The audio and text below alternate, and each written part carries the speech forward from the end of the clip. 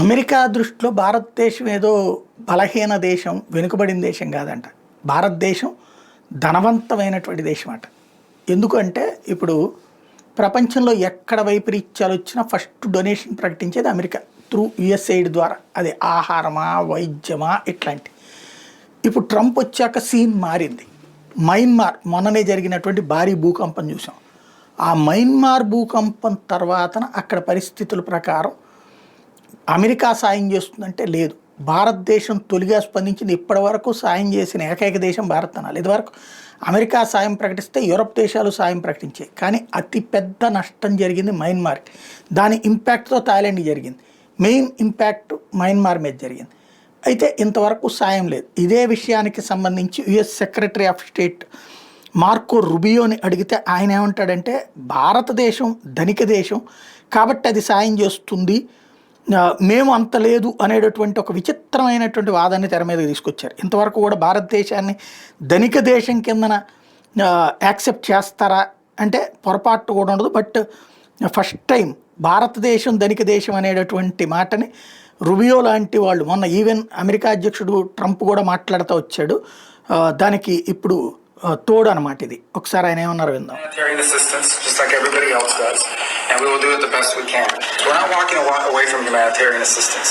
But again, I go back to a lot of other rich countries in the world. They should all be pitching in. We're going to do our part. We already have people there. We'll have more people there. We'll help as much as we can.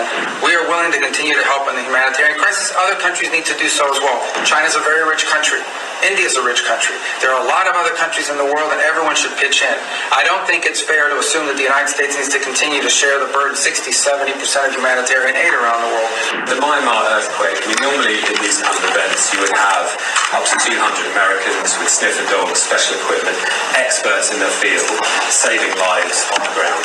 This has not happened because of this dismantling of US. Oh, that and the fact that it's run by a military junta that doesn't like us.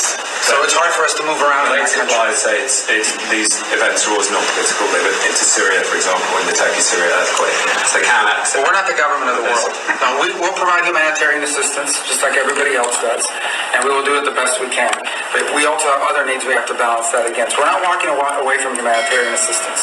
But again, I go back to a lot of other rich countries in the world. They should all be pitching in. We're going to do our part. We already have people there. We'll have more people there. We'll help as much as we can. It's not the easiest place to work. Okay, they have a military junta that doesn't like us, doesn't necessarily allow us to operate in that country the way we wanted to. That would have impeded our response no matter what. That said, we are willing to continue to help in the humanitarian crisis. Other countries need to do so as well. China is a very rich country. India is a rich country. There are a lot of other countries in the world, and everyone should... ఇది America ఇవ్వకపోవడానికి, సాయం చేయకపోవడానికి one of the reason ఏంటయ్యా అంటే అక్కడ military జుంట అంటే తిరుగుబాటు ప్రభుత్వం నడవడం. రెండవది వచ్చేటప్పటికి మానవతా సాయం చేయడానికి సంబంధించి ఎదురవుతున్నటువంటి సవాళ్ళు, వీటి గురించి మాట్లాడుతూ ఎందుకు చేయగలుగుతున్నారు సహాయం అంటే అమెరికా ఇది China rich country, America rich ఇది భారత్ రిచ్ కంట్రీ అంట. ఇది అధికారికంగా ఈయన చెప్తున్నటువంటి స్టేట్మెంట్.